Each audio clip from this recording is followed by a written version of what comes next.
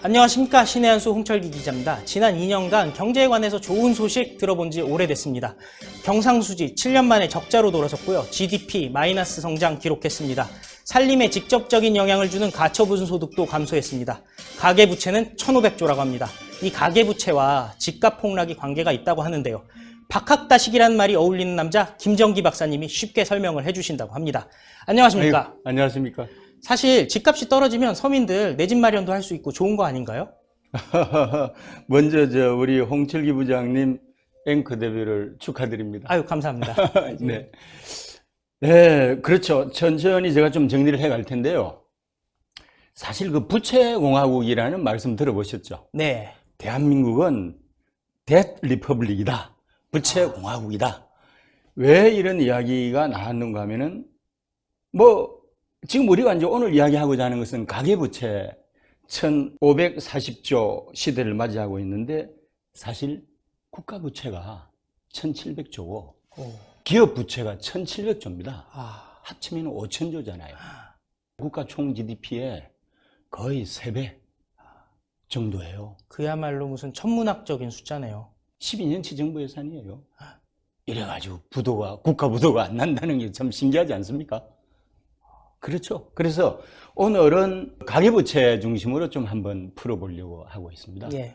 예, 가계부채가 참 많죠. 지금은 조금은 억제가 되고는 있어요. 이 정부에서 강력한 대출 규제 정책을 써서 조금은 이 통제가 되고 있긴 합니다. 그러니까 소득 성장률하고 가계부채가 늘어나는 비율하고 사실 비슷해야 되잖아요.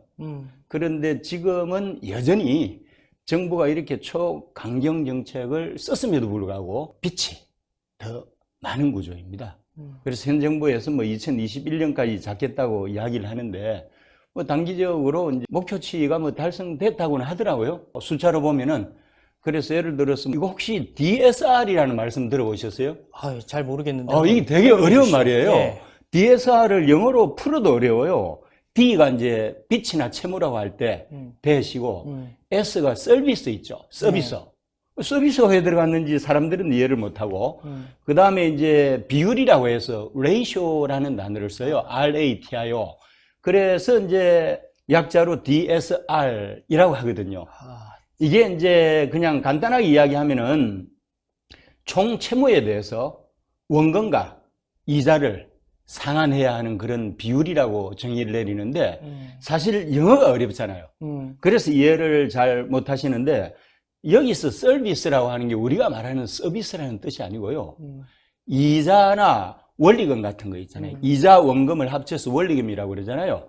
그래서 이자나 원금, 원리금 같은 거를 갚다. 상환하다라는 뜻이 있어요. 서비스에 있는 상환하다라는 뜻이 여기에 이제 적용이 그렇죠, 되는 그렇죠. 거군요. 그래서 직역을 하면은 예. 부채 상환 비율. 이러니까 좀 쉬워지네요. 쉬워지죠. 예. 대개 보면은 금융권에서 되지도 않는 영어 쓰면서 국민들 관심을 못 가지게 하면서 비즈니스를 잘하는 구조가 아니겠습니까? 어렵게 만드는 거죠. 이게 이제 DSR인데 이 DSR이 되게 초규제 정책이에요. 사실 대출이 발생해야 자영업자들도 사업도 하고 그런 거 아니에요. 돈이 돌아가야 되는데 이거는 초강력 규제 수단 중에 하나가 이 DSR인데 그래서 지금 꽁꽁 얼어붙어 가지고 사실 잘못하면은 디플레이션이 오는 게 아니냐. 그렇죠.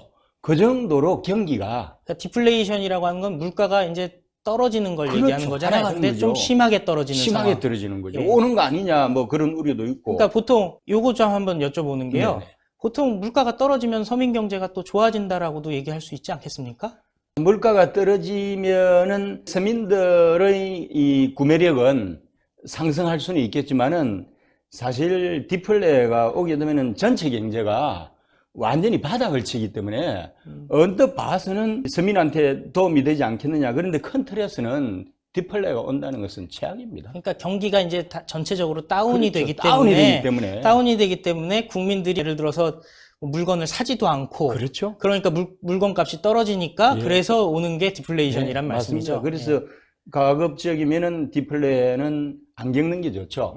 그렇게 해서 이게 뭔가 하면은 이게 이제 원금과 이자를 다 상환을 하라는 건데 총부채에 대해서 이제 쉽게 이야기하면 이런 거예요. 예를 들어서 제가 연봉이 1억이다.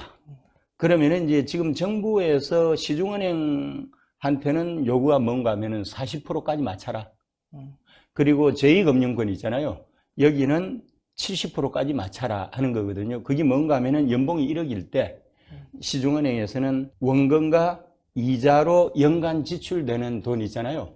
이게 4천을 넘어서는 안 된다. 그리고 제2금융권 같은 경우는 저축은행 같은 데는 7천을 넘어서는 안 된다 하는 거거든요. 그거를 이제 좀 지켜달라는 건데 사실 그동안 뭐 제1금융권에서 통제가 좀 안 됐었죠. 안 됐는데 이제 정부 정책에 따라서 그래도 순응을 해가지고 현재 뭐 최근까지 제1금융권 그 DSR 비중이 52%대에서 41%로 떨어져 가지고 정부의 목표가 단기에 목표 달성이 됐습니다.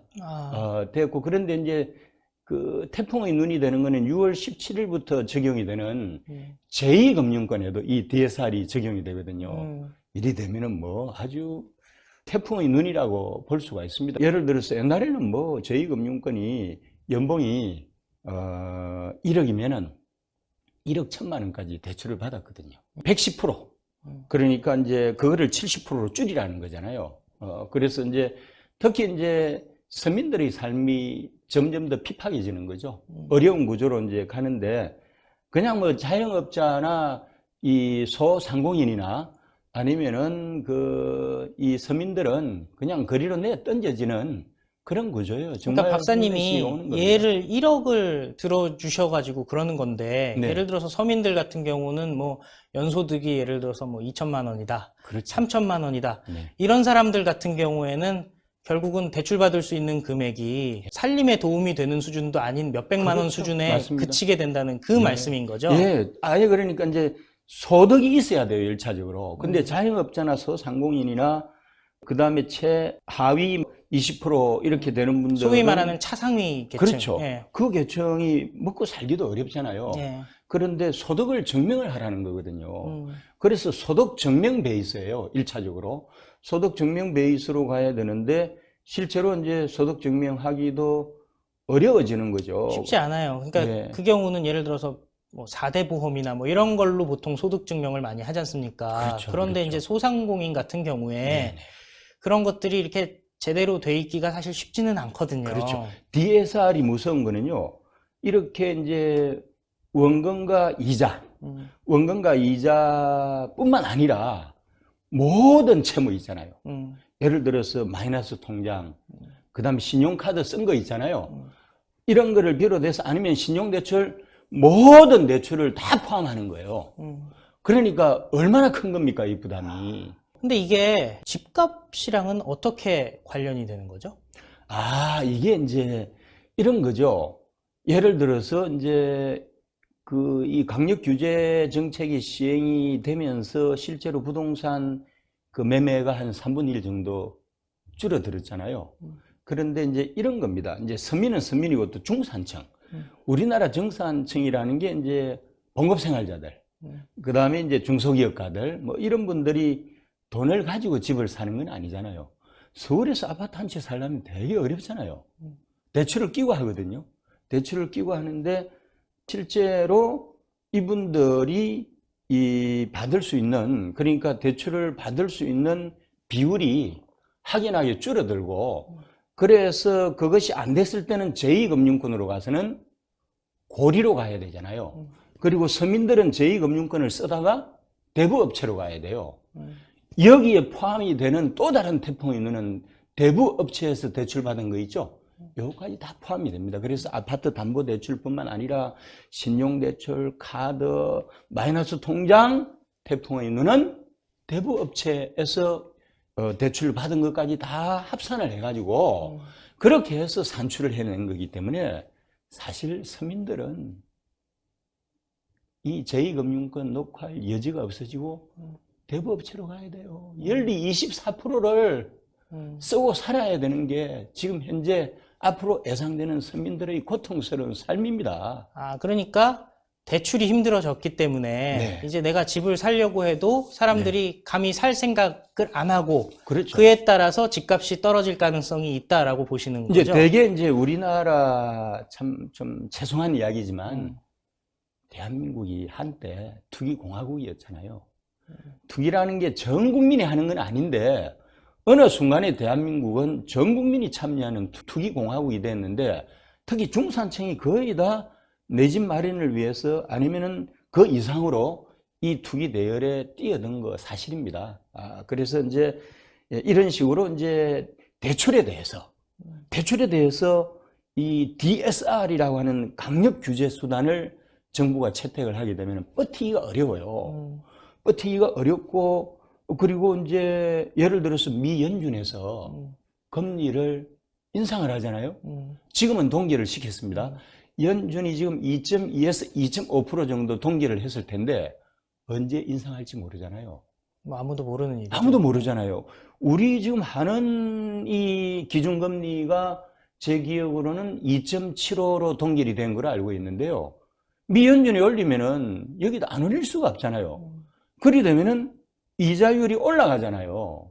올라가면서 이 대출을 받아서 부동산에 투자했던 사람들의 삶이 점점 더 항파해지고 감당을 못하니까 결국은 제2금융권을 두들기고 또 제2금융권이 안 되면은 대부업체를 두들기다가 결국은 어떻게 되겠습니까? 기업이 부도나듯이 한 가게가 끝나는 거예요. 그런 식으로 내어 던져질 가능성이 많고 그런 과정에서 이제 그 부동산 물건들이 덤핑이 나오고 경매에 붙여지고 막 그럴 거 아닙니까? 그리고 이제 대출 규제를 초강도로 묶어놨기 때문에 지금까지 물건을 확보하는 게 거의 다 은행을 끼고 물건 확보를 했잖아요. 그런데 그것이 초강력 규제가 적용이 되다 보니까 은행을 끼고 사기가 어려워지잖아요. 그러면서 이제 실제로 이제 물건들은 계속 나오는데 그거 살 수 있는 사람들은 줄어드는 거고 그래서 실수요자들만 억울한 거예요. 투기 세력들 때문에. 참고로 최근에 그 송파에 무슨 아파트인데 예, 있죠. 완공이 돼가 입주를 했는데요. 예, 가락시장 앞에 있는 아파트 얘기하시는 그렇죠. 거죠? 그게 입주율이 몇 프로인지 아세요? 20%입니다. 나머지 80%가 투기를 했다는 겁니다. 2년 만에 2배로 뛰었다가 지금 이 중간 정도로 또 떨어졌어요. 그래서 이제 계속 이렇게 강력 규제 정책으로 가게 되면은 이제 시장이 얼어붙으면서 이 부동산 이제 거래도 거의 뚝 떨어질 거 아닙니까? 그러니까 점점 힘들어지는 거죠. 힘들어지고 전체적으로 이제 어려워지는 거죠. 저 같은 경우는요. 네네. 저는 이제 전세를 살고 있는데요. 네. 집값이 떨어지면서 전세값도 떨어지지 않았겠습니까? 그래서 저 같은 경우는 최고점의 전세를 들어갔다가 네. 지금 한번 제가 들어갔던 금액보다 한 8천만 원 정도가 지금 빠진 상태예요. 그러면 계약이 만료됐을 때 그렇죠. 집주인이 예. 제 전세금을 돌려줄 수 있을지가 사실은 지금 걱정이에요. 한 70% 정도 되죠. 전세금 비율이. 예. 참, 이 전세 제도는 대한민국만 있는 14세기형 제도입니다. 합리적이지가 않잖아요. 그렇죠? 사실 그런 위험이 있는데 요즘은 또 뭐 장치들이 좀 많이 있긴 하더라고요. 장치는 있죠. 네, 예, 그렇죠. 뭐 보증보험 같은 장치들이 네네. 있는데 그것도 네. 홍보가 잘 안 돼가지고 아. 사람들이 많이 활용은 하지 못하고 있습니다. 활용을 그래서 못하고 있는 건가요? 예, 제가 사실 질문 드리려고 했던 부분은 네. 그래서 그 결국에는 집값이 폭락이 된다는 게 서민 경제에도 결국 안 좋은 영향을 끼친다고 보는 거죠. 그럼요. 옛날에 그 동경이 원래 일본이 부동산 대폭락이었잖아요.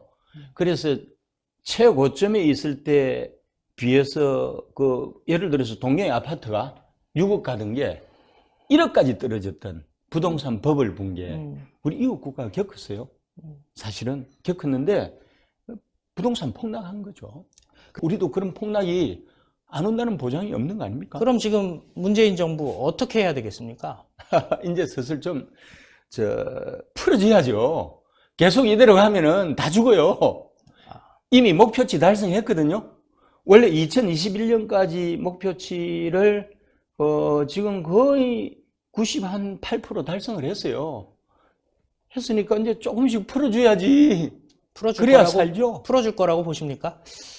근데 이 정부는 알 수가 없어요. 예측 가능성이 없는 정부잖아요. 워낙 그 ET 정권이 돼가지고. 아, ET 정권이요? 그렇죠. 왜냐면 예측 가능성이 없어요. 음. 원래 민주정권은 가장 큰 장점이 예측 가능성이 있어야 되잖아요. 근데 이 정권은 무슨 생각을 하고 있는 사람들인지를 알 수가 없으니까, 그리고 정보 공유를 거들기를 하잖아요. 아이고. 모르기 때문에 언제 어느 때 유탄 맞아서 대한민국이 이 일본이 겪었던 부동산 폭락을 맞게 될지 참 그게 걱정이에요. 하기야 그러네요. 정보를 자기들끼리 공유하니까 뭐 청와대에 있던 사람이 뭐 노량진에다가 집도 사고 뭐 건물도 그렇죠. 사고 뭐 그랬던 거 아니겠습니까? 자기들은 미리 정보 다 가지고 있잖아. 참 그렇습니다. 오늘 좋은 말씀 네. 많이 들었습니다. 네. 감사합니다. 감사합니다. 참 경제라는 게 오묘하네요. 가계부채가 집값 하락으로 이어지고 집값 하락이 생각지도 못하게 서민 경제까지 망치는 지금 상황. 빨리 문재인 정권 벗어나는 수밖에 방법이 없을 것 같습니다. 총선, 대선 다 승리해서 우리 나라다운 나라 만들어 보면 좋겠습니다. 지금까지 신의 한수 홍철기였습니다. 감사합니다. 감사합니다.